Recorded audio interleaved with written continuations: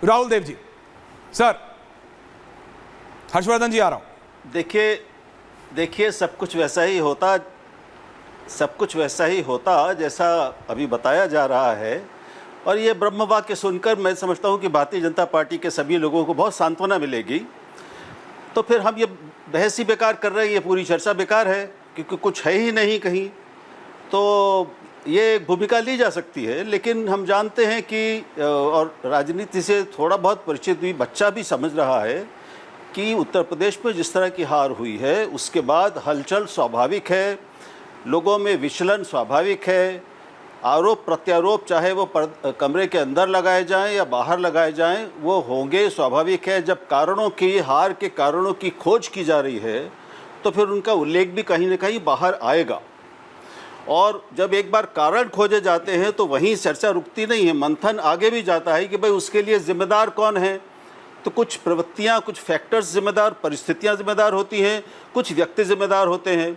तो ये सारी एक किसी भी पार्टी में आत्ममंथन की प्रक्रिया, विश्लेषण की प्रक्रिया का अनिवार्य अंग है। बाहर कितना आता है ये अलग अलग पार्टियों में होता है। जो जितना लोकतांत्रिक है, जितना अनुशासित पार्टी है, वहाँ पर उतना कम आएगा, लेकिन बाहर तो आता ही है। क्योंकि भारतीय जनता पार्टी के लोग जितना भी मान लें अपने को कि वो सब देव पुरुष हैं, उसका एक एक कार्यकर्ता वो बिल्कुल मर्यादित जीवन जीता है, मर्यादित बोलता है, और वो उसको कोई चिंता नहीं है, कहीं कुछ वो विचलित नहीं होता जी। लेकिन हम जानते हैं कि वो भी मनुष्य हैं। तो समस्या तो है उत्तर प्रदेश में, उसके प्रमाण लगातार मिल रहे हैं। और हम ये याद रखें, मैं याद दिलाना चाहूँगा कि जिस समय स्वामी प्रसाद मौर्य जी का वो ट्वीट आया, उन्होंने एक्स पर लिखा कि संगठन सरकार से बड़ा होता है, उससे थोड़ी देर पहले ही केंद्रीय नेतृत्व का एक निर्देश जारी हुआ था कि कोई भी वरिष्ठ नेता किसी सार्वजनिक इस तरह के सूचना के मंच पर कोई बयान नहीं देगा, कुछ नहीं लिखेगा। और उन्होंने इसको ये एक बार नहीं, उन्होंने इसको दोहराया भी है, 2 बार भी कहा है।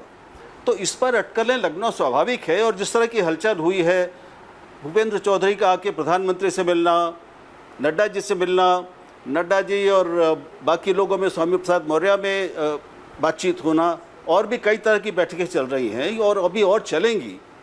तो जाहिर है कि जब मंथन होगा तो उसमें फिर जिम्मेदारियां तय होंगी और उसके बाद कुछ परिवर्तन भी होगा।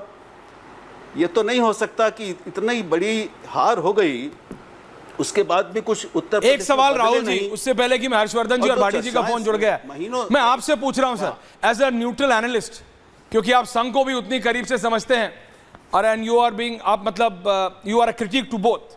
आपके हिसाब से उत्तर प्रदेश में क्या बाबा के बराबर, उत्तर प्रदेश में बाबा के बराबर बीजेपी के पास कोई और नेता है पॉपुलर 27 में इलेक्शन जाने के लिए? Sir Rahul Dev ji, your view point on that, frankly sir, अगर है तो बताइए। नहीं, बिल्कुल नहीं है। That's the point. नहीं, बिल्कुल नहीं है, ये सबको मालूम है, इससे कोई भी इनकार नहीं करेगा। इससे तो बीजेपी के जो आलोचक हैं, समाजवादी पार्टी हो या दूसरी पार्टियां हो, वो भी इससे इनकार नहीं करेंगे। निश्चित ही योगी सबसे बड़े कद्दावर नेता है, सबसे लोकप्रिय नेता। That's the point. लेकिन सवाल उसका नहीं है कि उनकी लोकप्रियता है कि नहीं है, क्या उनकी लोकप्रियता समाप्त हो गई? मोदी आज भी लोकप्रिय है, उनकी लोकप्रियता बनी हुई है, उसके बावजूद वाराणसी में 3 लाख वोट उनके कम हो गए। तो इतने सरल हम सतही बातें अगर करेंगे कि लोकप्रिय होने से ही सब ठीक हो जाता है, फिर चर्चा की जरूरत क्या है?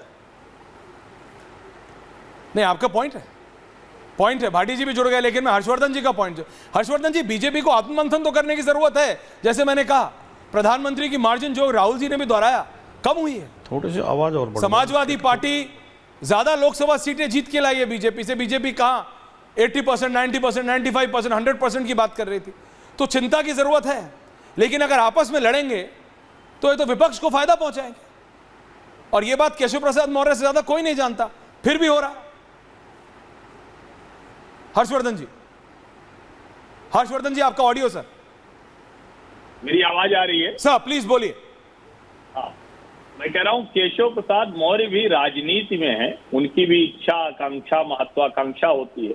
2017 में वो पार्टी के प्रदेश अध्यक्ष थे, तो उनके मन में रहा होगा कि शायद हम मुख्यमंत्री की कुर्सी पर जाएं। लेकिन योगी आदित्यनाथ को नरेंद्र मोदी ने, राष्ट्रीय स्वयंसेवक संघ ने बाकायदा मुख्यमंत्री की कुर्सी पर बिठाया, और उनका ये जो प्रयोग था ये सफल रहा। आज उत्तर प्रदेश में भारतीय जनता पार्टी की दोबारा सरकार आई। 14 वर्ष के वनवास के बाद 2017 में आए थे, तब योगी जी चेहरा नहीं थे, तब योगी जी सितारा प्रचारक भी नहीं थे, स्टार प्रचारक जिसको कहते हैं वो भी नहीं। लेकिन जब वो मुख्यमंत्री की कुर्सी पर बैठे तो आज देश में एक हिंदुत्व वाले नेता के तौर पर, एक भारतीय जनता पार्टी के ब्रांड को बढ़ाने वाले नेता के तौर पर, एक मोदी योगी कॉम्बो के तौर पर वो नजर आते हैं। अब सवाल ये है कि अभी क्या हो रहा है। अभी बड़ा स्पष्ट है, इस अप्रत्याशित हार का ठीकरा एक दूसरे के सर पर फोड़ने की कोशिश हो रही है, ये इसको समझिए। और ये जो एक दूसरे के सर पर फोड़ने की कोशिश है, इसमें अपना वाला दांव थोड़ा दुरुस्त हो जाए, इसका भी प्रयास हो रहा है। मुझे इसमें जरा सा भी कोई गुंजाइश नहीं दिखती है कि योगी आदित्यनाथ को उत्तर प्रदेश की मुख्यमंत्री की कुर्सी से हटाया जाएगा, मुझे जरा सा भी गुंजाइश नहीं दिखती। केशव प्रसाद मौर्य अपनी जो चीजें हैं उसको लेकर जा रहे हैं, और मुझे अब जो उत्तर प्रदेश में दिख रहा है, पिछले 2 हफ्ते से कैबिनेट की मीटिंग में केशव जी नहीं शामिल हुए हैं, शायद ब्रजेश पाठक भी नहीं शामिल हुए, और भारतीय जनता पार्टी को ये सोचना पड़ेगा कि क्या ये जो उप मुख्यमंत्री के तौर पर संतुलन बिठाने की कोशिश होती है, ये कारगर है क्या, इसका लाभ हो रहा है, या एक सत्ता के नए केंद्र के तौर पर उनको नुकसान हो रहा है। पहले भी तो पावरफुल कैबिनेट मिनिस्टर होते थे ना, हायरार्की तो शपथ लेने से बन जाती है, तो उप मुख्यमंत्री को कोई अलग से अधिकार तो मिलता नहीं। हाँ, ये जरूर है कि उप के मन में होता है कि वो उप हटे, तो मुझे लगता है एक तो वो बहुत साफ दिख रहा है। इसका एक दूसरा पहलू है, स्टेट एग्जीक्यूटिव की मीटिंग में जो केशव प्रसाद मौर्य ने कहा, ये बड़ा सामान्य सा है। किसी भी पार्टी में जो नेता होता है वो यही कहता है कि संगठन सरकार से सर्वोपरि। लेकिन उत्तर प्रदेश में एक और चीज है, या किसी भी जगह पर जो संगठन का सबसे बड़ा नेता होता है, सबसे प्रभावशाली नेता होता है, सबसे ज्यादा वोट बटोरने वाला नेता होता है, वही तो देश में प्रधानमंत्री और राज्य में मुख्यमंत्री बनेगा। मुझे लगता है यहीं पर जाकर थोड़ा सा कॉन्फ्लिक्ट ऑफ इंटरेस्ट पैदा हो रहा है।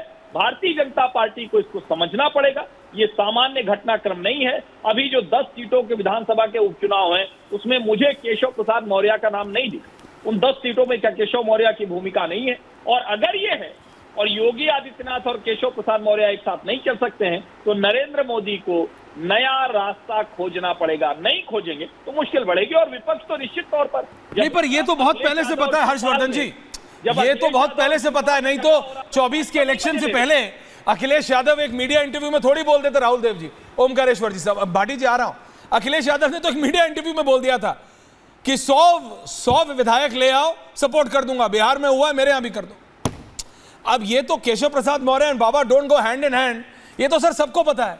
ये तो अगर मैं कल किसी इंटर्न को रखता हूं उसको भी पता होता है सर, जो थोड़ा बहुत खबरें देखता है, क्योंकि ये नेता आप भी जानते हैं हर्षवर्धन जी, ऑन कैमरा क्या बोलते हैं, ऑफ कैमरा क्या बोलते हैं। ऑफ कैमरा तो कौन नेता क्या बोलता है वो आपको मेरे से बेहतर पता है हर्षवर्धन जी, आप जानते हैं, आप लखनऊ में से ज्यादा ट्रैवल करते हैं।